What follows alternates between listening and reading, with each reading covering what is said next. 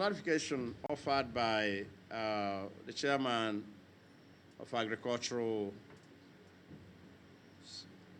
Services and Production, Honorable Mongonu, is clear that this directive is across the board. And I also saw a letter that was written. But look at the curious thing. The curious thing is that the portal for, the jam portal for Michael Okpara was blocked, while the other ones were running until this protest started. So if they removed it, it must have been last night. And I'm aware that even the people from Michael Okpara were invited to Abuja today. So maybe there are some discussions. But I would like you to take something away. If there are laws that have been passed by the National Assembly, if you want to alter them, there's a way to effect amendment or even a repeal. You do not sit down and use correspondence and take away maybe the powers of AUC. There's no dispute about the powers of AUC to authorize whatever program you want to run in a university. It's AUC and AUC alone. So if they've carried out accreditation exercises and said, go ahead and run these courses, it now becomes a concern that you can sit down and do a correspondence and begin to take away those courses. It should concern us as people who want to follow due process and who want to ensure that our democratic dispensation is saved, deepened, and broadened. On climate change, I'm sure that you are well aware that there is no law now or no act on climate change in Nigeria. So we have worked using panel of experts working in our committee, making extensive consultations, making inquiries and receiving some kind of advice or guidance from other jurisdictions. And finally, we have a draft bill on climate change.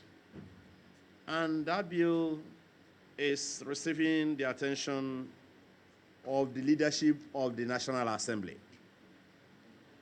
And I am hopeful that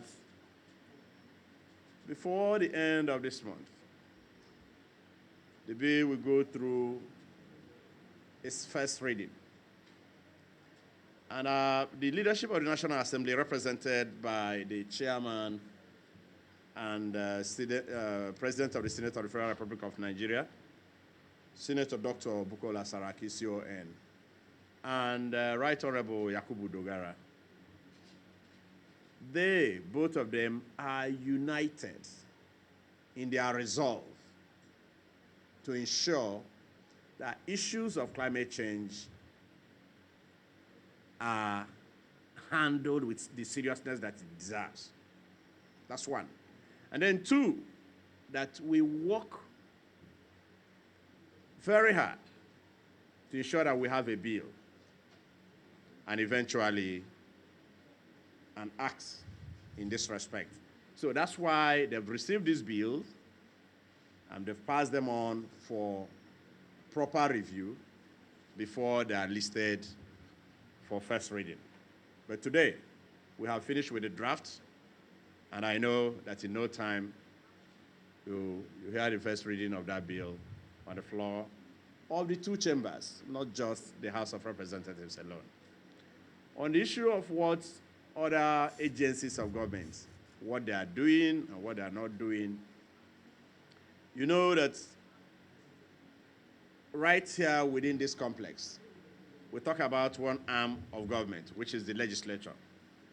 But we also, once in a while, invite the executive arm to explain the role that they are playing.